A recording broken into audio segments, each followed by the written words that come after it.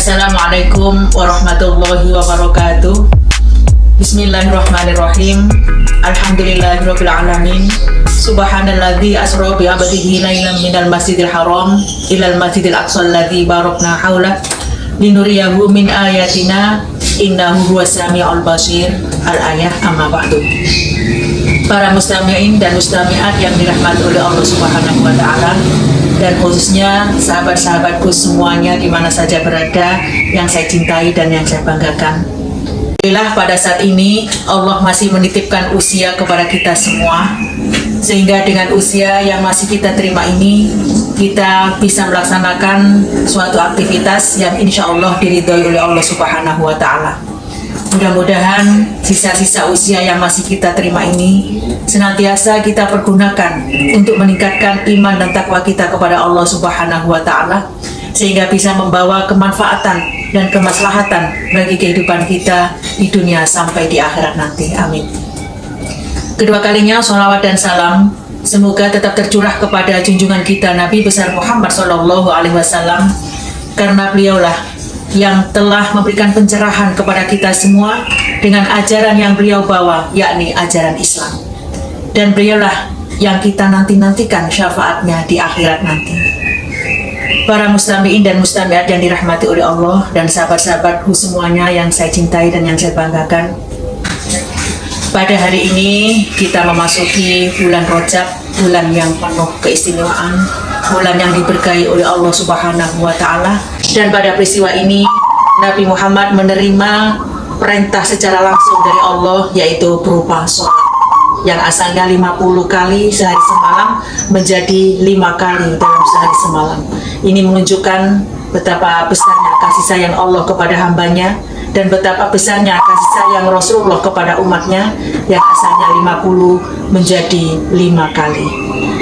Oleh karena itu 5 kali dalam sehari semalam sholat fardu ini harus kita jaga sebagai umat Rasulullah SAW.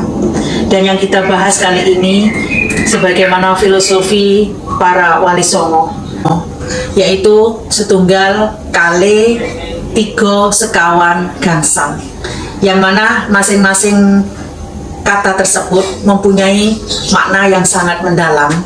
Yang pertama yaitu setunggal, artinya kita kalau sholat ketika berdiri harus berdiri dengan tegak lurus seperti angka 1, tidak boleh doyong ke kiri atau doyong ke kanan. Kemudian nomor 2 dalam bahasa Jawanya yaitu kale, artinya akale kudu ngale. Jadi ketika sholat pikirannya harus betul-betul fokus kepada Allah, yang asalnya kita sebelum sholat memikirkan apa saja yang kita alami, tapi ketika sholat kudu ngale, kudu fokus nang Gusti Allah. Kemudian 3 kalau bahasa Jawanya yaitu tigo, atine kudu dijogo. Dijaga dari apa? Dari 9 lubang, yang mana 9 lubang ini kalau kita renungkan, kalau kita teliti secara dohirnya, itu bisa mengeluarkan sesuatu yang bisa menjijikkan. Di antaranya salah satunya mata mengeluarkan kotoran, telinga juga begitu, hidung juga begitu, kemudian lubang mulut juga begitu, mengeluarkan air liur dan sebagainya. Kemudian lubang kubul dan dubur juga mengeluarkan sesuatu yang menjijikkan, itu secara dohirnya. Nah, secara batiniahnya 9 lubang itu kalau tidak kita jaga maka bisa merusak, bahkan membatalkan sholat kita. Seperti contoh ketika kita lagi sholat kemudian mendengarkan lagu-lagu atau musik yang sesuai dengan selera kita. Nah, ketika sholat kita sambil mendengarkan lagu-lagu tadi, maka otomatis akan terbawa lagu tadi dalam sholat kita, sehingga rasa khusyuk kita kepada Allah akan semakin berkurang. Nah, itulah diantaranya kalau kita tidak menjaga salah satu dari 9 lubang itu akan merusak kekhusyuan sholat kita, bahkan bisa merusak atau membatalkan sholat kita. Salah satu contohnya ketika kita lagi sholat, lalu ada anak kita yang tanya kepada kita, "Bu, ini huruf apa?" Terus kita menjawab A. Walaupun kita itu mengucapkan satu huruf, tapi kalau itu mudah difahami, bisa difahami, maka bisa membatalkan sholat kita. Kemudian yang keempat, dalam bahasa Jawanya itu sekawan. Artinya sholat 5 waktu harus dikawan-kawankan. Zuhur kawannya asar, asar kawannya maghrib, maghrib kawannya isya, isya kawannya subuh, subuh kawannya zuhur, zuhur kawannya asar, dan seterusnya. Nah, kalau dikawan-kawankan begini, maka semuanya akan terlaksanakan, jadi tidak ada yang ditinggalkan. Oleh karena itu ada istilah deriji, diideri siji dari sholat 5 waktu tadi, sehingga tidak ada yang tertinggal. Kemudian 5, kalau bahasa Jawanya itu gansal. Ini kepanjangan dari kalau sholat 5 waktu dilaksanakan dengan benggang-benggang, maka hidupnya akan kesingsang. Artinya hidupnya itu nggak ada artinya, nggak ada kebahagiaan karena meninggalkan sholat atau sholatnya dilaksanakan secara bolong-bolong tadi.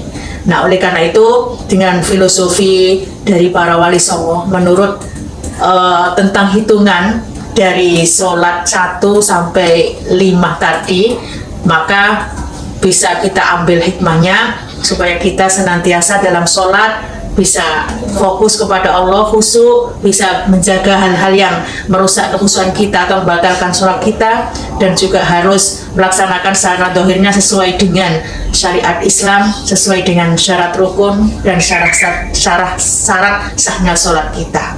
Oleh karena itu, sebagai penutup kita pada kesempatan ini, mari kita membacakan doa Rojabiyah. Allahumma sholli ala Sayyidina Muhammad. Allahumma barik lana fi Rajaba wa Sya'bana wa balighna Ramadana waghfir lana dhunubana. Allahumma barik lana fi Rajaba wa Sya'bana wa balighna Ramadana waghfir lana dhunubana. Allahumma barik lana fi Rajaba wa Sya'bana wa balighna Ramadana waghfir lana dhunubana. Terima kasih, semoga ada manfaatnya bagi kita semuanya, khususnya bagi kami pribadi. Kami akhiri dengan ucapan wallahul muwaffiq ila aqwamit thoriq. Wassalamualaikum warahmatullahi wabarakatuh.